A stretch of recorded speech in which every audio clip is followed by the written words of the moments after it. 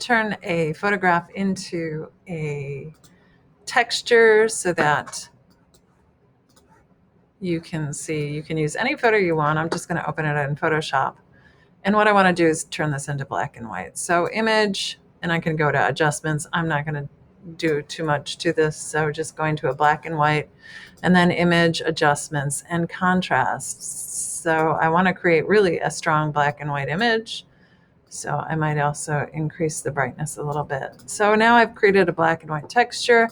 I'm going to file save as, and I'm going to save it as a JPEG. So my leaf texture is going to go to my desktop, and I'm going to save that. So this is a texture I'm going to apply then to my poster. And so I have already applied it.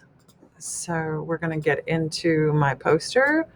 And again, really organized layers. So I'm going to be able to pull open my layers and actually delete what I have before you, which is really the texture already applied.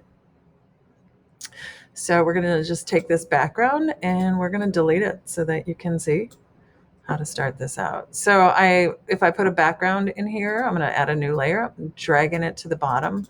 I'm going to name it background.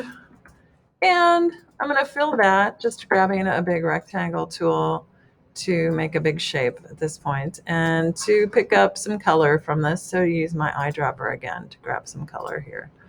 And so once I have a color I like, what I'm going to do is I'm going to actually bring in and import my textures. So I'm going to go File and Place, and I'm going to place, and you might want to embed it, but I'm going to place my black and white leaves. And I'm not going to link it, so make sure this is deselect. It's going to be embedded, so it will be there. And what I'm going to do now, I'm going to lock these other layers before I do anything. I'm going to drag that file into my document. So right now it's not merged with the back. I'm going to just kind of actually drag it off the side. I don't need it this large. I guess I just showed you it. So what we're going to do is select this object here, and we're going to go to Window and Transparency, and we're going to create a transparency mask.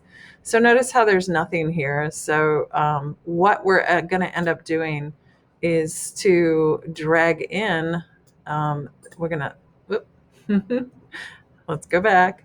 We're going to select this area, and actually going to use this as the mode that we're going to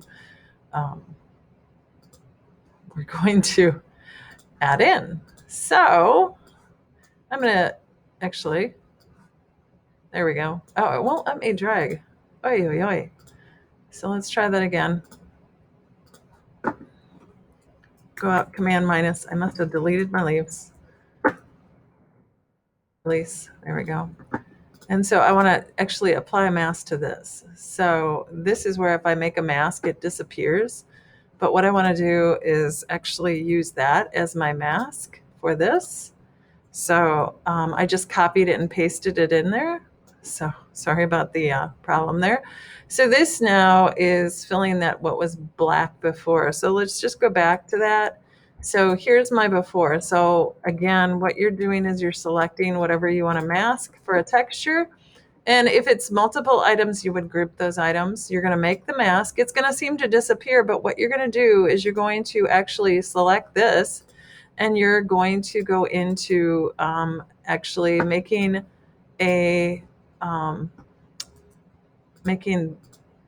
this. So I'm going to copy and paste it in there. And so I just hit Command C, Command V. You'll see it came in now as my mask for my background. Now I can change how that blends too. So I can choose different ways of blending that, and also its opacity. So I might choose to lower its opacity. I can even invert it so it becomes the opposite.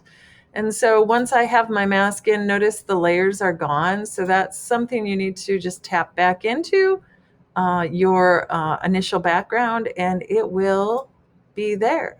So now I have my background masked, and that's how you mask in some texture. And you could do that with text.